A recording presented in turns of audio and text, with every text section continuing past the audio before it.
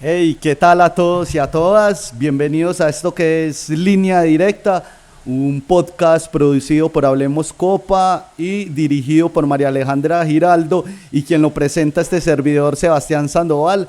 Hoy con un personaje no muy querido por un sector político, oriundo del municipio de Copacabana, con una gran trayectoria en lo político y en lo social. Hoy estamos con Carlos Patiño. Carlos Patiño, ¿cómo estás y bienvenido a Línea Directa? Sebastián, muchas gracias por la invitación y aquí estamos para contestar la línea directa. Carlos, contextualicemos un poco a la gente. ¿Quién es Carlos Mario Patiño? Bueno, es una pregunta muy difícil. Yo voy a decir qué hago. No, yo soy abogado, soy de aquí de Copacabana toda la vida, abogado de la Antioquia, magíster en Derecho Económico, he sido profesor universitario y soy activista y político en Antioquia, de izquierda. De izquierda. Carlos, ¿qué te llevó a involucrarte en la política? Yo no sé, yo creo que eso es más bien una pulsión vocacional, es decir, a mí me ha gustado siempre dar lidia, siempre estar en debates y creo que he construido algunas habilidades en ese escenario y, y aquí estoy, digamos, en el ejercicio de lo social, de la crítica, del control político y social y eventualmente y he sido candidato y he estado como en el marco de acciones políticas en términos generales. Carlos, como abogado, ¿cuáles son esas principales dificultades que tiene la ciudadanía para acceder a la justicia? La justicia, es decir, la justicia institucional. Eh, Creo yo fundamentalmente que a los ciudadanos se les dificulta la justicia primero porque tienen muchas barreras intelectuales, es decir, o sea, la gente no entiende cómo acudir a los espacios de justicia. Segundo, hay una distribución muy inequitativa de las cargas en la justicia, es decir, los jueces municipales pequeñitos tienen a cargo la inmensa mayoría de los problemas. Y eso hace que eventualmente no tengan tiempo para resolverlos, hay una gran congestión. Y de ahí para allá, los tribunales, los circuitos, pues tienen mucho menos trabajo y más capacidades de trabajo. Entonces yo creo que son muchas las barreras para que un ciudadano pueda acceder efectivamente a justicia, digamos, formal, es decir, la justicia que proviene de un juez, de una autoridad judicial. Carlos, dentro de tu labor como abogado, ¿cuál ha sido ese principal acierto o algo que vos digas, esto me deja orgulloso de mi labor? Bueno, no sé si de pronto un caso o una cosa, yo he tratado de ejercer mi actividad como abogado y como político con la mayor integridad posible. Y la integridad no quiere decir no equivocarse, no quiere decir hacer todo bien, no quiere decir, al menos para mí, estar siempre en lo cierto, acertar, sino que yo siempre he seguido mi criterio del momento, claro, porque uno cambia de visión, cambia de perspectiva, cambia de información, vamos a tener información distinta en cada momento, pero todas mis decisiones, todas mis acciones han seguido mi criterio, lo que he creído yo profundamente. Entonces digamos que me he equivocado con mucha contundencia, ¿cierto?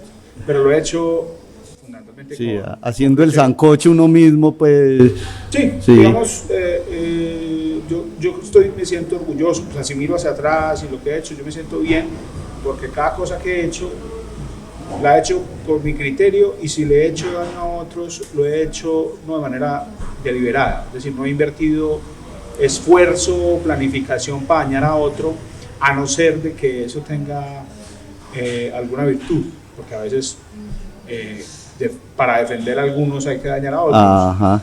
Pero yo no me... Creo que esa es una de las cosas de las que me siento orgulloso. Te he visto muy mencionado por algunos concejales de la ciudad de Medellín. Bueno, sí, yo creo que en Medellín hay varios concejales que me tienen en especial desprecio. Claro, digamos, yo les he opuesto alguna oposición, demandé la curul de Guri, Porque es que la existencia de ese concejal como miembro del consejo es, yo creo, ¿cómo decirlo? Una afrenta a la inteligencia. Y yo creo que hay que defender la inteligencia como valor social y hay que atacar al gurí. Y con la señora Carrasquilla también he tenido un par de problemas y hace parte también del cuento. Hay otros que son amigos míos, pues menos, pero... Sí, o sea, debe ser la diferencia la que sea la base fundamental del respeto. Pero entonces, ¿qué significa ser de izquierda y progresista hoy en Antioquia? Eso es... Porque estábamos en la izquierda antes de que estuviera de moda, Ajá. cuando era minoritaria. No, y está bien, pues tenemos toda la gente que ha llegado, por fortuna. Sí, claro. Hoy un partido de casi 400.000 votos es, digamos, un asunto importante en Antioquia. ¿Qué significa ser de izquierda en Antioquia? Implica, digamos, remar muy a la contraria, muy en contra del sentido común. Es decir, la gente en Antioquia piensa de izquierda, piensa de derecha, perdón, mayoritariamente de derecha, pero por una razón, Sebastián, y es que en Antioquia se eliminó físicamente cualquier idea distinta a la del establecimiento. Es decir, aquí los paramilitares mataron hasta Héctor Abad Gómez. Yo lo decía esta semana, Héctor Abad Gómez era un hombre que si usted lo mira con cuidado, hoy estaría votando por un tipo como Fajardo. Es decir, no era, y no es una crítica, es decir, no era propiamente dicho. No, tenía su posición y se mantenía en su posición. No, ese señor era un revolucionario indiscutiblemente, pero decía cosas tan graves como que poner alcantarillados los barrios de Medellín acababa con la diarrea de los niños, y Pablo mató el paramilitarismo. Entonces, Antioquia es mayoritariamente derecha porque aquí se eliminó físicamente cualquier alternativa. Y el resto que estaban alrededor de Héctor Abad, de Jesús María Valle, Jaramillo y otros, o se exiliaron o se ocultaron absolutamente. Pero entonces, claro, durante un periodo el proyecto del paramilitarismo no era solo para combatir la guerrilla, era un proyecto para hacer la gestión predial de las grandes obras, un proyecto para construir una hegemonía política, y por eso Antioquia es de derecha, no porque naturalmente, no porque históricamente, no porque era un asunto de la cultura, sino porque es una, digamos, hegemonía política construida con sangre. Y ser de izquierda en Antioquia pasa necesariamente porque a uno le digan que lo van a matar, que lo amenazan y tal.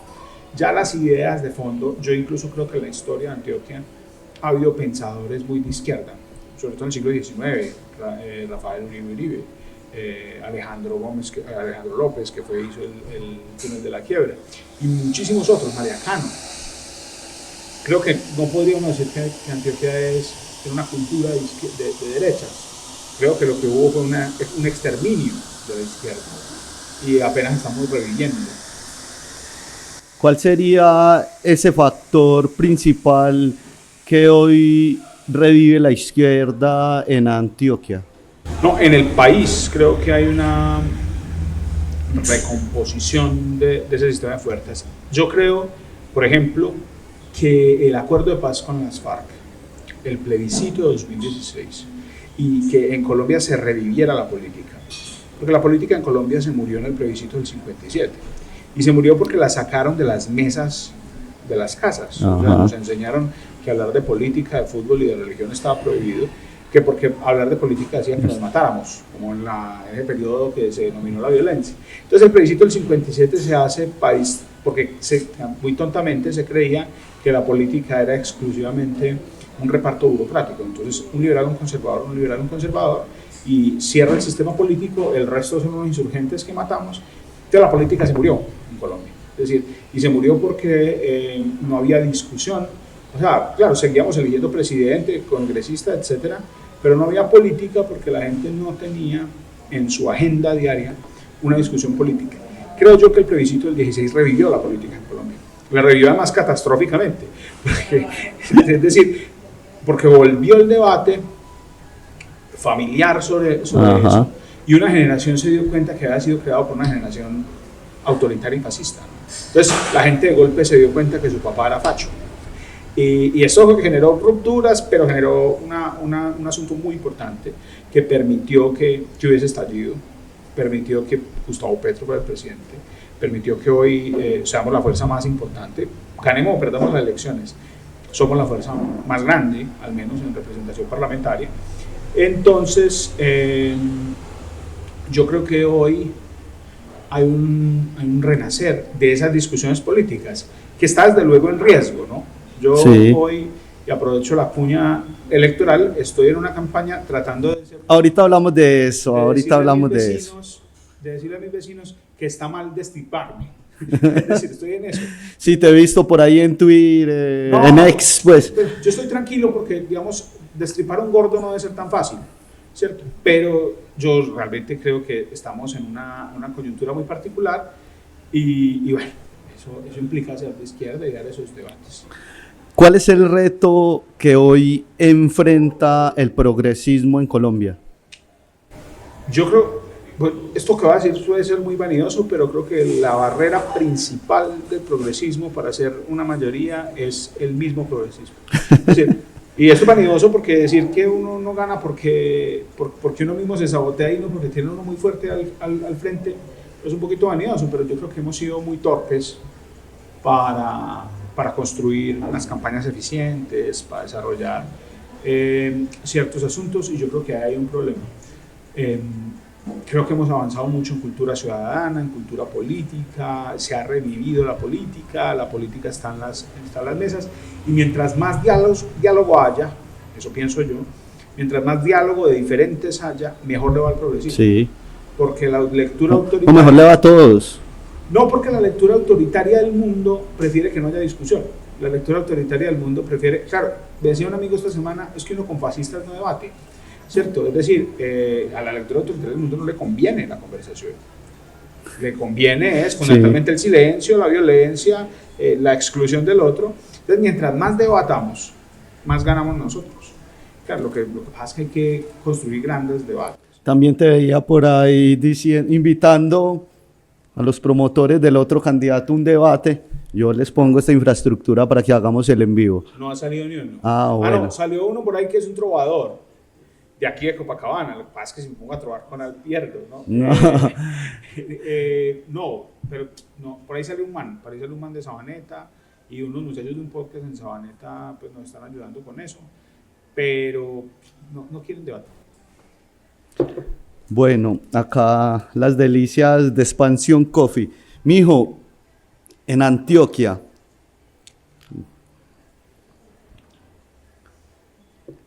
¿cuál es esa situación política y económica que hoy aqueja Antioquia?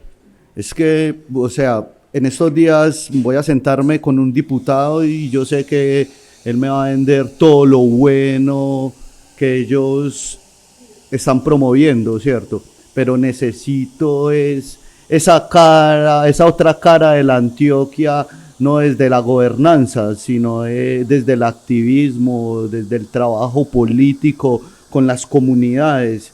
Así a grandes rasgos, ¿cuál es esa situación política que hoy ves que está permeando todo el desarrollo de Antioquia? Mira, puede que sea muy abstracto, pero yo creo que el problema esencial de Antioquia es que hay un proyecto de departamento construido, digamos, desde la planeación de las élites y que no incluye el resto de ciudadanos. Entonces, hay un proyecto que implica un área de servicios en el área metropolitana, un área metropolitana arriba en Oriente que sirva como el vividero de Llano Grande, un sistema de túneles que sirve para un proyecto productivo que no incluye a nadie. Y estamos a punto de que el Urabá se convierta en una copia de Buenaventura. Por Buenaventura en Colombia entra la mayoría de la riqueza de la economía colombiana. Y la gente de Buenaventura no tiene alcantarillado. Ese es, creo yo, el modelo que se ha desarrollado en Antioquia. Un modelo que además se desarrolló sobre la sangre, porque el modelo digamos, de progreso es un modelo atravesado necesariamente por ese proyecto paramilitar que te decía ahora, ¿cierto? La gestión predial de los grandes obras en Antioquia, la gestión paramilitar. Entonces dirán que yo estoy en contra de la gran infraestructura, en contra de todo lo bello que es Antioquia, pero yo estoy en contra de que sea una sociedad construida por las élites y para las élites. Y el área metropolitana es la clara muestra de eso, es decir, los trabajadores del norte del Valle de la Aburrá ponemos la mayoría de la fuerza laboral y no tenemos metro. Tuvimos que pagar peajes 20 años para tener una vida más o menos decente, ¿cierto? No tenemos una sola universidad, la universidad más cercana, bueno, hay unas instituciones que no califican como universidad, son sedes universitarias. Digamos, nosotros somos, pues si contamos a Bello, casi el millón, Ajá. ¿cierto? Y aquí no hay condicional, a punto que la hora pico aquí es todo el mundo del norte yendo al sur. Ay, no, qué locura. Qué locura. Entonces es un modelo, es una ciudad, digamos, muy bonita para el que la visita, es un modelo de sociedad muy que ha progresado mucho, pero es un progreso que no incluye a la gente. Es un progreso para las élites, para el que viene, el que visita. Creo yo que es el problema central de Antioquia. ¿Qué problemas deberían ser prioridad para la gobernancia de Antioquia, partiendo desde lo local a lo regional? Mira, desde mi punto de vista ideológico, porque uno tiene que, digamos, avisar de dónde para, a decir las cosas, yo creo que la justicia social, es, digamos, una cosa muy, muy abstracta, pero digamos, la justicia social que tiene que ver con que, como decía, sí, por el bien de todos los pobres primero, es decir, garantice alimentación, garantice educación, garantice acceso a servicios y genere equidad y la sociedad se desarrolla. ¿Cierto? No necesariamente esas grandes obras de infraestructura, que son muy importantes, Ajá. que implican un desarrollo económico, son, digamos, los primeros pasos que una sociedad grande da para hacer nada. ¿Cierto? Es decir, es probable que nosotros estemos haciendo el segundo piso antes de terminar el primero. Ajá. Yo creo que lo que debería enfocarnos en Antioquia es erradicar absolutamente la hambre, garantizar que ningún niño vaya, y claro, en una sociedad rica deberíamos poder hacerlo, ¿cierto? Que en las ciudades todo el mundo tenga, si nosotros tenemos la empresa más grande de servicios públicos domiciliarios del país, no tiene sentido que la gente para poder pagar una cuota del contador prepago tenga que comer menos o tenga que dejar de comer. Ajá. ¿Cierto? Eso no tiene sentido. Y yo creo que no somos una sociedad justa.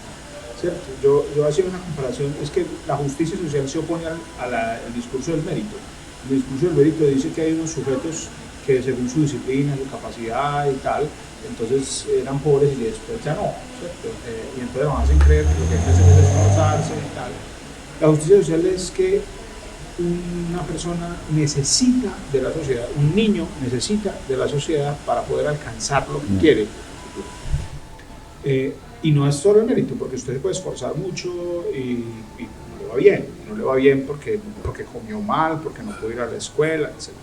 Yo creo eso, creo que, y por ello es una visión ideológica, creo que la riqueza de la sociedad se debe distribuir al punto de que los pobres sean menos pobres. Y eso me parece a mí, y ha pasado en el mundo, impulsa un proceso social. Ahorita me tocaste un tema de las áreas metropolitanas. Yo laboré en una de ellas y me parece que no cumplen la función que debería cumplir. ¿Cuál es ese problema de la distribución de las áreas metropolitanas? Yo por el contrario creo que sí lo cumplen. El área metropolitana es un invento para que los alcaldes del municipio núcleo manden a los alcaldes de los ciudadanos. Para eso es.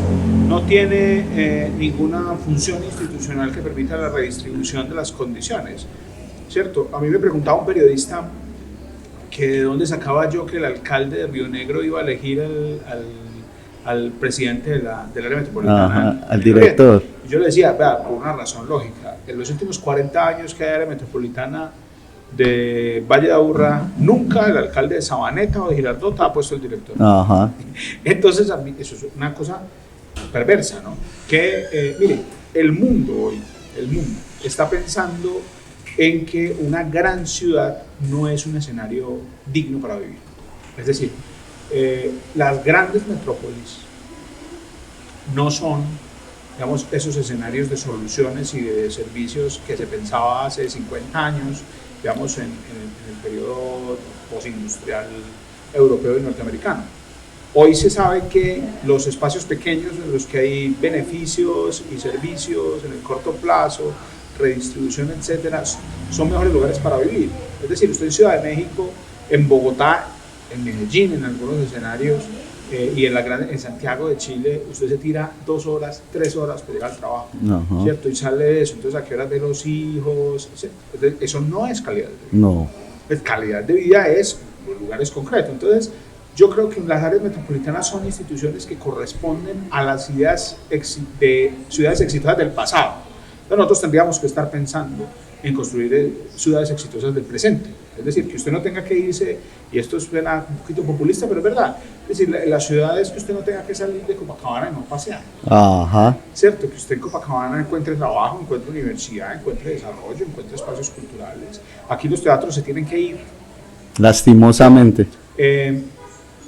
Yo, de loco, pues yo sabía que me iban a decir que no, pero presenté un derecho de petición a la registraduría para que me emitiera los formularios para sacar a Copacabana, Girardot y Barbosa al área metropolitana. Y me dijeron que no existía esa posibilidad en la ley. Es decir, es posible entrar a un área metropolitana, pero no es posible salirse, es una cadena perpetua.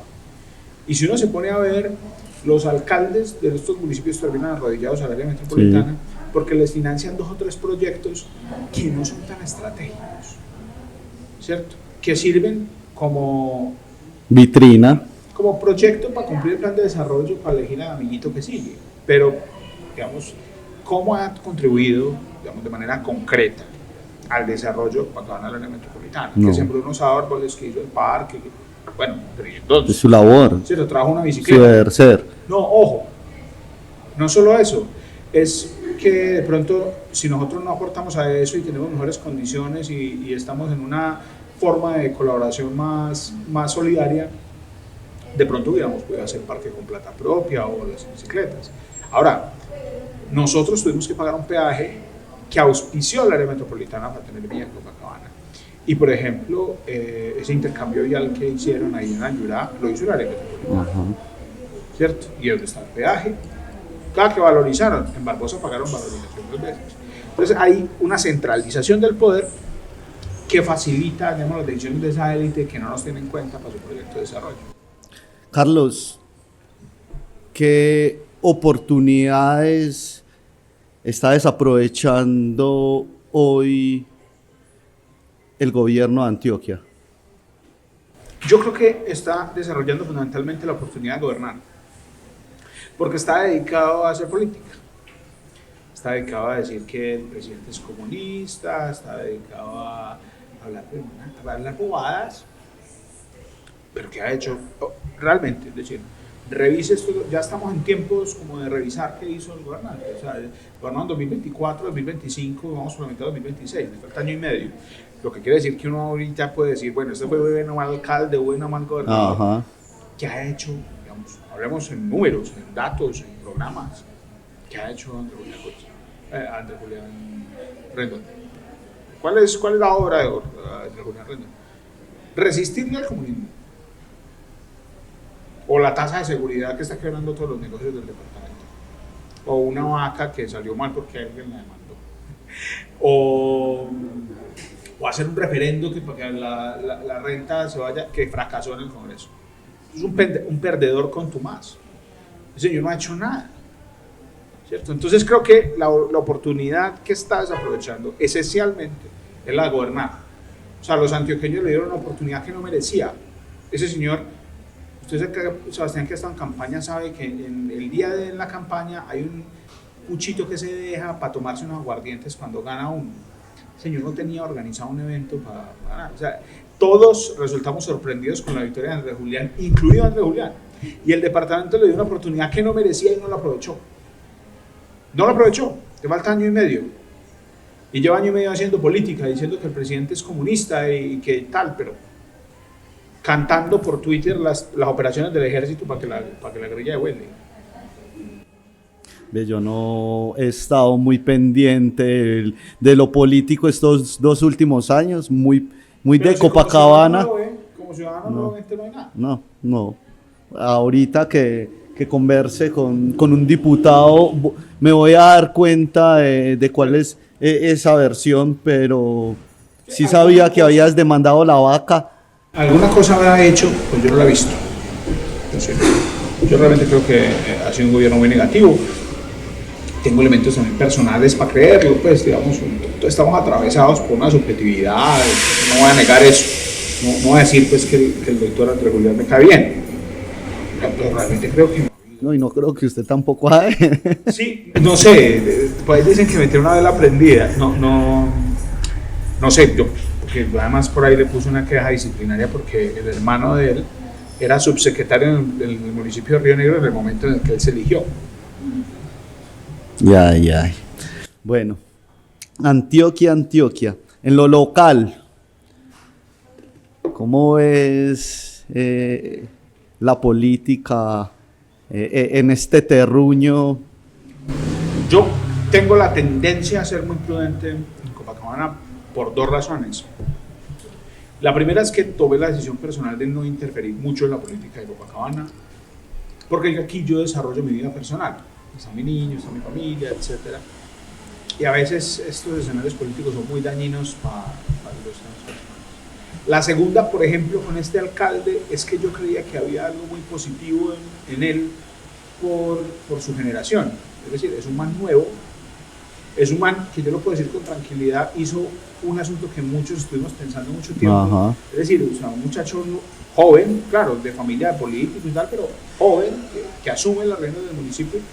Entonces yo he esperado con mucha expectativa sus resultados y no he sido crítico y no he estado pendiente porque yo a mí un poco me da un poco de esperanza. Es decir, estoy incluso dispuesto a tolerarle más errores por su edad y porque es lo que significa. Porque además lo va a decir y se lo he dicho a él, yo creo que si al alcalde le va mal y no le está yendo bien, y al alcalde le va mal, a toda la generación, incluso una menor a la mía, de políticos en Copacabana les puede ir mal, ¿cierto? Porque van a venir los de la vieja guardia a decir, no pues que uno nuevo, vea, ¿cierto? Entonces, he sido muy prudente, no me he metido con él, lo que he visto, he tratado como de ayudar y de decir, mira que tengo esta visión sobre esto y tal. La única pelea que tuve con él fue el día de las elecciones, que nos mandó cerrar la calle, al hacer el pacto y por ahí hizo una publicación y respondió mandándonos a la policía. Pero bueno, yo estoy acostumbrado pues como a esas cosas. Entonces no tengo como un análisis, no quisiera yo, te va a sorprender porque yo he sido muy contundente siempre para dar las críticas, pero yo voy a esperar qué pasa, ¿no? Porque además hay una cosa, como acaban a quedar muy bueno cuando lo terminen, ojalá lo terminen, ¿cierto? Entonces va a quedar muy bueno cuando lo termine. Vamos a ver si lo termina. Esperemos. Vamos a ver si es capaz de ejecutarlo.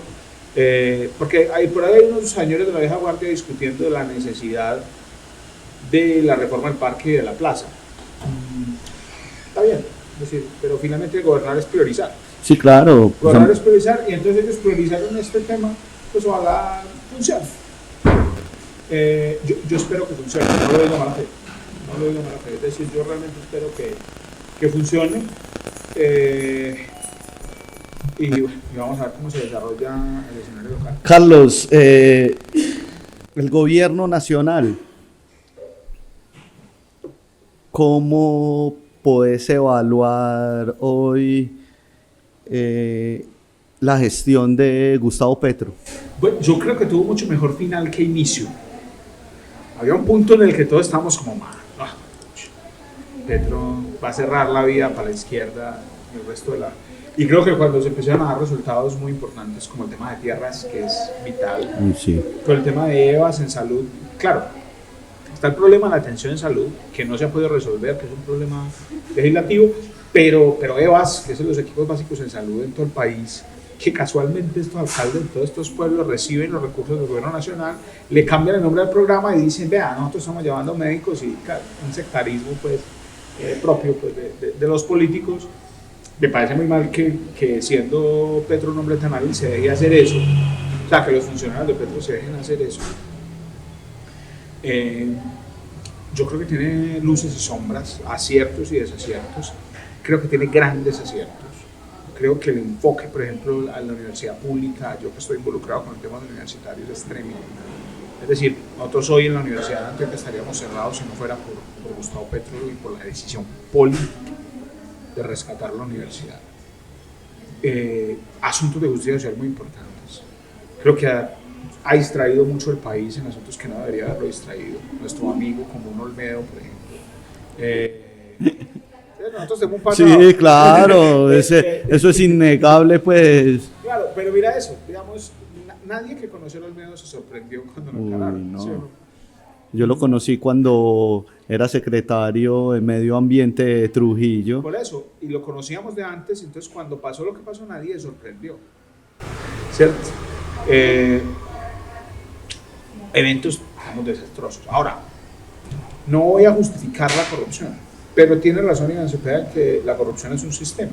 Sí, porque claro. estos señores incurrieron en corrupción, no están justificados, pero incurrieron en corrupción en medio de esa lógica extorsiva que tienen los concejales, los diputados y los congresistas de apoyar los proyectos de un gobierno dependiendo de lo que les dan, ¿cierto? Entonces a estos señores los pillaron entregándole, pero no a los congresistas de izquierda, ¿cierto? Entre otras cosas, nadie que sea cercano a los liberales de Envigado podrá decir que Petro es corrupto, porque Petro es corrupto dándole plata al congresista de Envigado, ¿no? a Peinado, que hoy tiene un problema en ese sentido.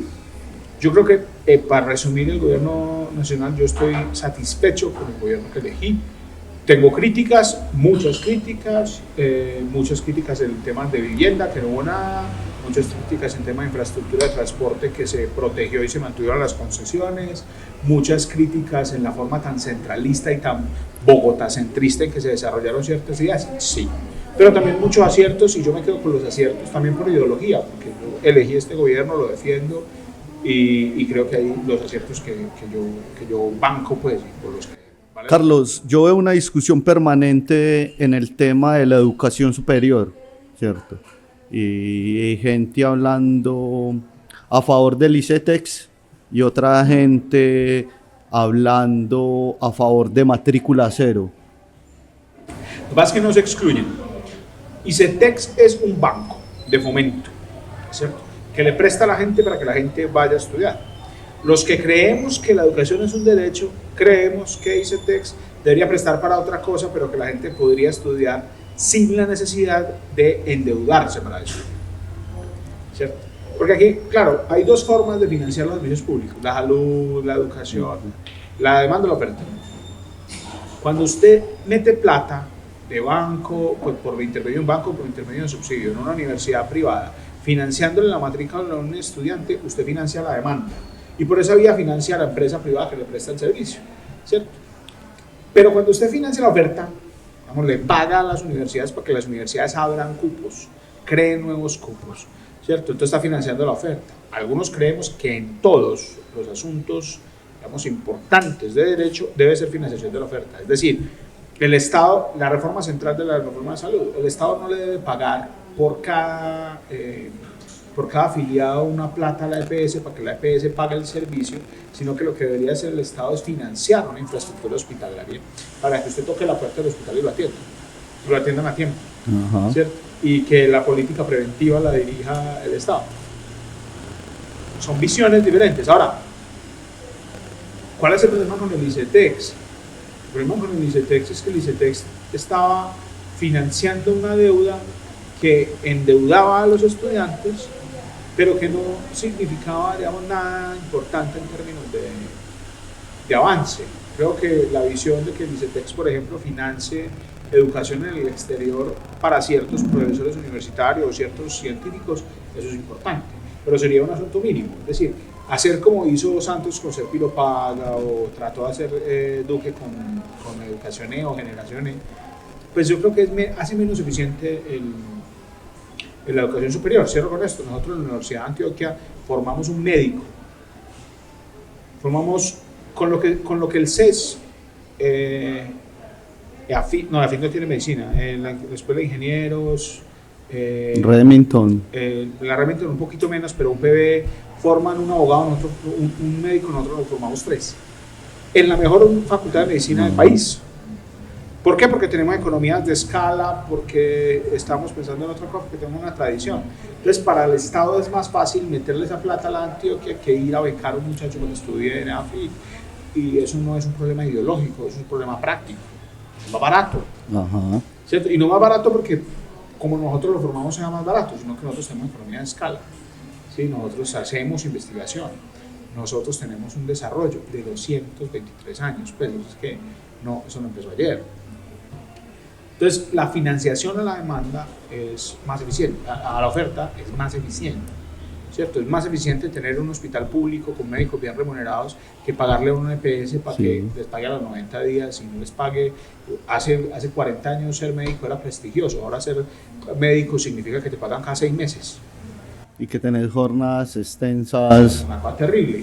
Entonces, esa es como la visión ideológica frente al servicio público. Es mejor financiar la institucionalidad que garantice el derecho a financiar un privado para que haga un negocio con un derecho. Carlos, ahora todo el mundo habla de polarización. Polarización.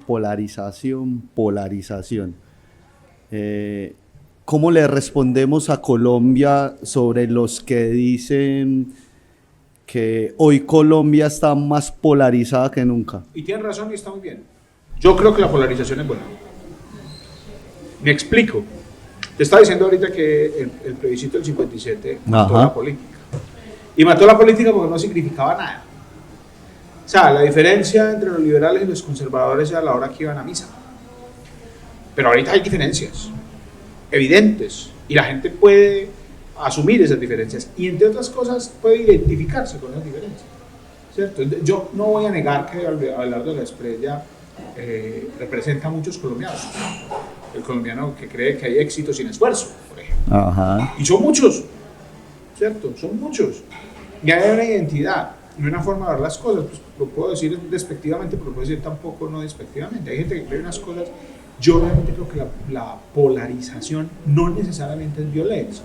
O sea, lo que está mal es que yo quiera destripar a mi vecino, ¿cierto? Lo que está mal es que en virtud de los asuntos políticos yo me deje de hablar con la gente, ¿cierto? Pero a mí la polarización me parece que expone las ideas, pone en su lugar a la gente. Y yo estoy de acuerdo. Porque además, son una idea contra otra, clases que se enfrentan. Yo no soy propiamente dicho marxista, he leído Marx, me gustan cosas de Marx, y nosotros los que hemos leído la teoría crítica, digamos, hombre, bienvenida a la polarización, bienvenido al debate, sí, bienvenido a profundizar el debate. Además, porque esta semana me decía un amigo común que tenemos el fly, me decía, sí, claro, pero es que yo con un facho, yo no puedo ser amigo de un facho, porque ese man está organizado para matar a los negros, weón. Entonces puede ser muy amigo mío en el escenario personal, ¿cierto? Pero si ese man está apostando a la política en una cosa que me va a costar a mí la vida, pues ¿cómo hago yo para no tomármelo personal? Literal. Carlos, ahorita en este boom de las redes sociales, ¿qué es lo que te ha hecho más difícil de hacer política? Porque es que uno sale a decir la verdad y salen 10 a decir una mentira. Bueno, mira, yo creo que la verdad siempre ha tenido detractores y no tiene que ver con el medio. Es decir, cuando era periódico, pues por ahí una vez Petro publicó en Twitter una columna del colombiano, una editorial del colombiano, que después de que el ejército mató a Allende en Chile, la editorial del colombiano decía que había una transición del poder y edulcora la cosa. En los 70 no había redes sociales. Entonces yo creo que mentiras han existido siempre, formas de administrar y la cosa, pues administrar la verdad y decir otra cosa han existido siempre. No creo que sean los medios. Creo que las redes democratizaron hasta cierto punto, y digo hasta cierto punto porque hoy el algoritmo hace entender que no necesariamente todo el que expresa sus ideas en redes sociales llega a todo el mundo. Ajá. ¿Cierto? Tiene que jugar con el algoritmo y tiene que responder a los intereses de una gran corporación para poder, digamos, imponer ese algoritmo. Entonces a mí me parece que la política tiene las dificultades de su tiempo, no es más ni menos difícil que antes, es la dificultad propia del tiempo. Que hay una cosa que me gusta a mí, que creo que puede tener que ver con las redes sociales, y es que la política se puso mucho más cara para los políticos tradicionales. Claro, porque movilizar una estructura política entonces darle trabajo a todo el mundo, entonces repartir regalitos, entonces esa dinámica clientelar cada vez es menos efectiva para elegir presidente, por ejemplo. Las clientelas se quedaron en la primera vuelta presidencial. Y en las alcaldías, por ejemplo, de estos municipios de la metropolitana, donde hay más, comillas, ciudadanía libre, y eso es menos ciudadanos que tienen una relación directa, vital, con un trabajo en la alcaldía. ¿Cierto? Entonces, en un pueblo donde la alcaldía es el gran empleador o el segundo empleador, pues la gente vota estructuralmente. Ajá. Pero en nuestros municipios no. La gente llega y revisa las propuestas y por cualquier razón, que no necesariamente siempre es una razón, una idea, una estética o alguna cosa, va y vota y modifica las condiciones. Entonces creo que hoy, digamos, la política tradicional está mucho más cara, es mucho más difícil y eso abre, digamos, espacios para los que no tenemos todo ese billete y nos permite, digamos, vía redes sociales. Mira que estamos produciendo un programa con una cosa que cuesta, pero eso a 20 años era impensable. Ajá, sí. Un estudio de televisión hace 20 años, eso era una cosa impensable. Nosotros aquí con unos celulares y unos equipos, claro que tienen unos costos, tienen unos esfuerzos, pero son unos esfuerzos infinitamente menores en comparación con lo que había que hacer hace unos años. Entonces creo que a mí me parece una virtud, lo nuevo. Carlos, esta coyuntura electoral, acabamos de pasar la primera vuelta. Mucha sorpresa, pero no con asombro en los resultados.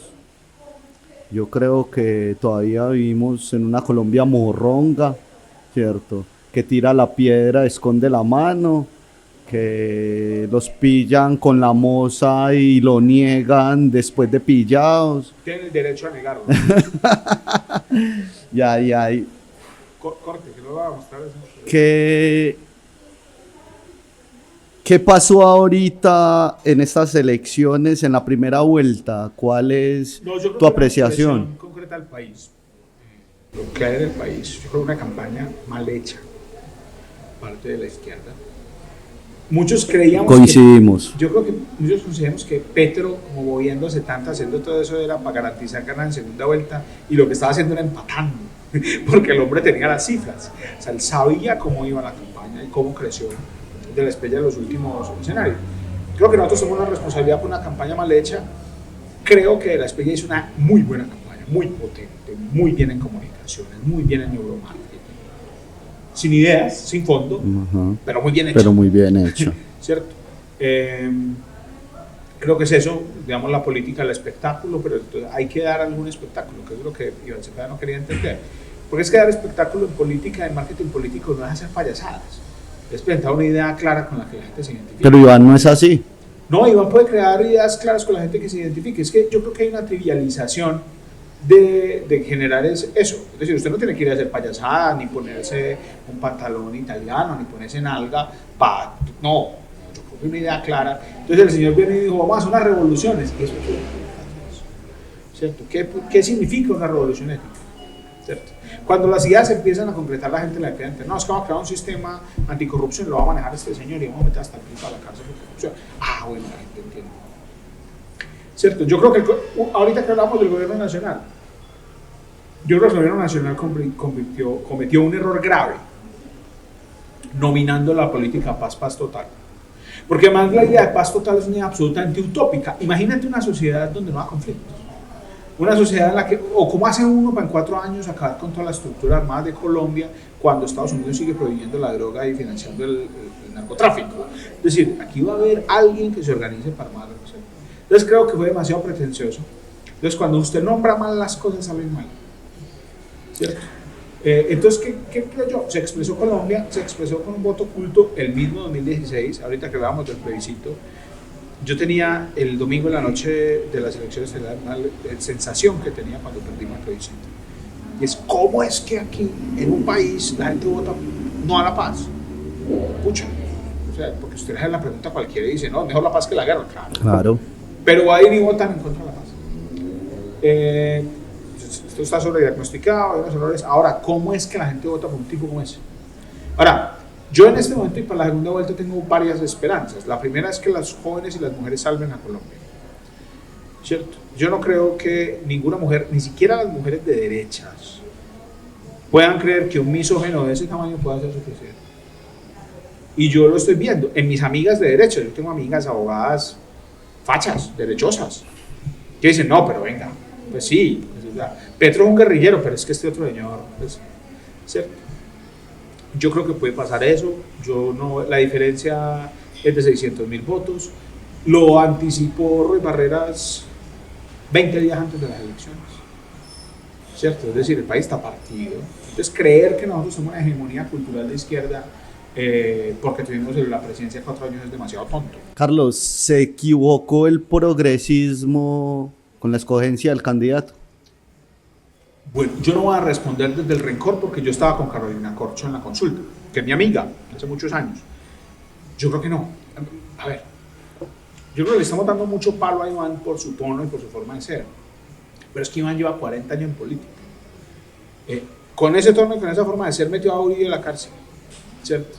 Es un hombre brillante, es un hombre formado, lo que pasa es que es un hombre muy sereno. Entonces la gente espera ver un saltimbanqui haciendo 30 y cómo nos ha ido con los que van a hacer 31. Yo creo que no. Es que lo que pasa es que me parece que hay un falso dilema. O sea, usted no tiene que ser un payaso, no tiene que estar diciendo estupideces, haciendo 31, como Duque. Pucha, hay que ponerle mofle a las motos. Como Duque se sabía como 3 acordes de la guitarra. Los que conocemos. Y entonces era una cosa y no decían nada. Yo creo que para decir cosas contundentes, claras, que en marketing funcionen bien, no hay que decir estupideces, ¿cierto? Y hay que perder el rechazo estético a eso. Yo creo que no nos equivocamos. Y creo que Iván puede mejorar la campaña. Ahora, porque no nos equivocamos por una razón, y es que un liderazgo como el de Iván Cepeda es mucho mejor para consolidar un proyecto. Es decir, el liderazgo de Petro es un liderazgo de disputa, de tensión, de mantener a todo el mundo pegado en el borde de la silla. Nosotros necesitamos un gobierno sereno, que gobierne, que ejecute las políticas, que les haga seguimiento. Y creo que Iván tiene eso. Ahora, nos toca resolver el reto de poder, digamos, sería muy buen presidente, lo que hay que hacer es que gane, ¿cierto? Esa es la dificultad. Pero yo creo que no hay un error en elegir a Iván. Ahorita hablabas sobre la importancia del voto de la mujer y de los jóvenes. ¿Qué mensaje le dejas a las mujeres y a los jóvenes de Colombia que sienten desconfianza hacia la política? Porque es que esta vez no votaron más de 18 millones de personas. No, mira, no es cierto. Hubo una altísima participación. Altísima en el sentido de que está en el 58% de participación. Y el más alto lo habíamos tenido en la segunda vuelta anterior en el 57%. ¿Cierto? Digamos, votaron un poco más de 23, 24 millones de personas. 23 millones de 41. Sí, claro. Bueno, digamos que no votaron 15 millones. Sí, pero mira, en el escenario, digamos, del voto, que todo el mundo vote, es un escenario muy raro para nuestra democracia. Hubo una alta, incluso cuando nosotros analizamos cómo remontar al Tigre, aquí estoy revelando tácticas internas de la campaña, nosotros nos decimos, ojo que es que están en el 58%, es decir, traer abstencionistas es más difícil. Es más difícil porque digamos, es más duro ese voto abstencionista para traerse, es decir, que nos vamos a traer 2 puntos para venir el 60, no es fácil. Yo creo que el problema de la juventud no necesariamente es la abstención. Creo que las mujeres jóvenes, las mujeres en este país, que todavía sufren mucho patriarcado, discriminación, persecución, indiscutiblemente, que están desiguales en el escenario laboral, en el escenario del cuidado, etcétera, son capaces de transformar el país, ¿cierto? Yo creo que el mensaje es ese. Esta generación de jóvenes es capaz de transformar el país. Nosotros ya no somos esta generación de jóvenes, ¿cierto? Nosotros somos una generación de jóvenes que tuvo que resistir el paramilitarismo. Somos una generación de jóvenes que tuvo que vivir en el gobierno rivista, ¿cierto? Entonces, que nosotros estemos vivos ya es nuestro logro generacional. Muchísimos no lo lograron, entre esos los 7.000 que mató Uribe disfrazándolos de guerrilleros. Esta generación tiene condiciones, capacidad de información para transformar el país. Y yo tengo la percepción, que es muy optimista de mi parte, de que no solo puede transformar el país, sino que quiere hacerlo. Y esa transformación no es esa gran revolución que nosotros nos inventábamos en los 60, pues que se inventaron en los 60 de un ejército marchando. No es una revolución, marica. Hoy un pelado con un celular está llegando a grandes públicos. Claro, puede llegar para decir boas misógenas como Westcott, pero puede llegar para otra cosa. ¿Cierto? Podemos producir, es decir, cada vez hay que trabajar menos, la tecnología nos va a hacer trabajar menos. Y eso es maravilloso, porque mientras menos trabajo haya, hay más tiempo para el ocio. Y al final el ocio siempre termina en cosas buenas. ¿Cierto? Decían las abuelas que la pereza es la mamá de todos los vicios, pero yo quiero creer que una persona que pueda hacer pereza, que tenga ocio, es decir, que pueda levantar, por eso te habla de la justicia social, que pueda levantarse sabiendo que va a tener con qué desayunar y pensar en cosas y que tenga, digamos, canales para desarrollar eso que piensa, eso transforma la sociedad. Entonces estamos en una disyuntiva en la que alguien quiera construir un país en el que uno pueda pensar en el futuro, o alguien que quiera construir un país que diga que los viejos se están jubilando muy jóvenes, entonces que tienen que trabajar hasta los 90 años. ¿Cuál es esa conversación que se tiene que dar o que se tiene que seguir dando en Colombia? No, yo creo que no hay conversación que no haya que seguir dando, ¿cierto? Como para desviar la pregunta. Yo creo que nosotros tendríamos que seguirnos preguntando qué somos como sociedad. Como, ¿qué venimos siendo usted y yo, mi amor? ¿Por qué? Porque hoy se están enfrentando dos ideas de sociedad radicalmente distintas en el escenario electoral y en el mundo. Somos una sociedad para que los gringos vengan a acostarse con nuestras mujeres y a consumir drogas y a darles un tour que incluye fleteo, o somos una sociedad del conocimiento, somos una sociedad que es capaz de transformar su realidad, somos una sociedad que, a pesar de tener millones de víctimas, sigue adelante. Creo que ese es un debate que nosotros nos tenemos que dar, porque es que a mí de verdad me duele, me parece doloroso que mis vecinos, pues digo mis vecinos, gente que está con nosotros todo el tiempo, esté haciendo política para destriparme. Yo sé que no me quieren destripar, no todos, ¿cierto? Algunos lo quieren a uno. Sí, algunos. Sí. Pero yo creo que, digamos, una señora que hoy estoy identificando moralmente con De la Espriella, esa señora no está pensando, ese mucha gordo hay que ponerlo a perder, ¿no? Pero ¿por qué se dejan entonces convencer de eso? O sea, ¿qué piensan ellos de ellos mismos al punto de que se van a meter, ¿cierto? ¿O es tanto el odio a Petro? ¿Cierto? Entonces es una situación muy difícil y creo que la discusión que hay que dar, en la que nos tenemos que poner de acuerdo, que desde luego es una discusión que los europeos, digamos, se mataron 500 años para empezar a dar, o sea, tampoco es tan fácil, pero sentarnos a una mesa como sociedad a discutir, bueno, y entonces, ¿qué sigue? ¿Qué somos nosotros como sociedad? ¿Somos qué tipo de sociedad? ¿O somos la sociedad que podemos ser? La inmensa ventaja que nos tienen los chinos. Los chinos tienen un proyecto milenario de sociedad. Lo están pensando hace muchos años. Y tienen una economía planificada. Es decir, ellos sabían que iban a ser potencia del mundo hace 40, 50 años cuando eran un país pobre. Nosotros no nos hemos hecho esa pregunta. Yo creo que hay que promover esa pregunta, ¿cierto? Eso hay que promover porque no tenemos identidad. ¿Qué es un colombiano? Es un hincha de James Rodríguez, es un vendedor de pacientes, es una mujer bonita, un cantante bailar. ¿Qué es un colombiano? Esa es una pregunta que no hemos resuelto y creo que es la pregunta que hay que hacer colectivamente. Es una pelea, pues. Sí, europea, claro. Es decir, o sea, no es una discusión pacífica, ¿cierto? Es una discusión complicadita. Yo creo que empezar ya. Sí, tenemos que dar esa discusión para poder sentar esas bases y poder construir lo que queremos. Carlos, súper agradecidos de que nos hubieses acompañado el día de hoy. Espero que no sea la última, que pasadas estas elecciones podamos hablar de lo que se viene. Y que podamos hacer un análisis, si querés, el día de las elecciones, ahorita el 21, Bueno, probablemente, no, yo el día de las elecciones voy a estar en el escrutinio cuidando los votos y ahí se me va una demanda, ¿cierto? Pero muchas gracias por la invitación. Creo que es un gran espacio. Este espacio que has creado, Sebastián, yo le he hecho seguimiento como en la discusión política, me parece muy interesante, muy fresco.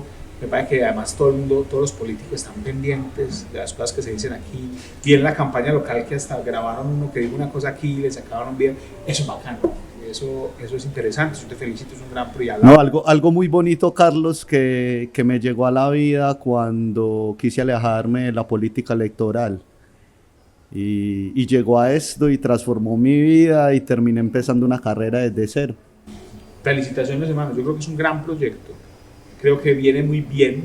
Insisto, no solo porque me convenga, que mientras la sociedad conversa más es más progresista.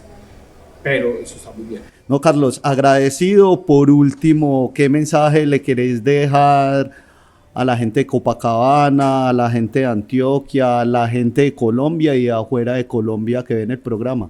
Bueno, no sé, nunca había pensado dar un mensaje tan universal, pero no, hombre, lo primero es, y yo creo que de esta discusión que tuvimos, es que mientras más conversación tengamos, mejor es el mundo siempre. Mientras más oportunidad nos demos a discutir los problemas más complicados, las situaciones más difíciles, mejor es el mundo, sin importar la edad que tengamos, las condiciones que tengamos. ¿Sí? Mientras más conversemos, la sociedad va mejor. Entonces hay que seguir hablando en Copa. Hablemos Copa es un proyecto de sociedad, un proyecto de sociedad que conversa. Sí, un proyecto que hoy se vuelve productora de varios programas, entre estos, este que es Línea Directa. De nuevo agradecerte por tu presencia y con ganas de tenerte por acá de nuevo. Muchísimas gracias y aceptaré su invitación siempre que pueda. A ti, a Laura, nuestra directora. María Alejandra. Alejandra, tiene cara Laura. Y Alejandra, muchísimas gracias por la invitación y bueno, aquí estaré siempre que sea posible.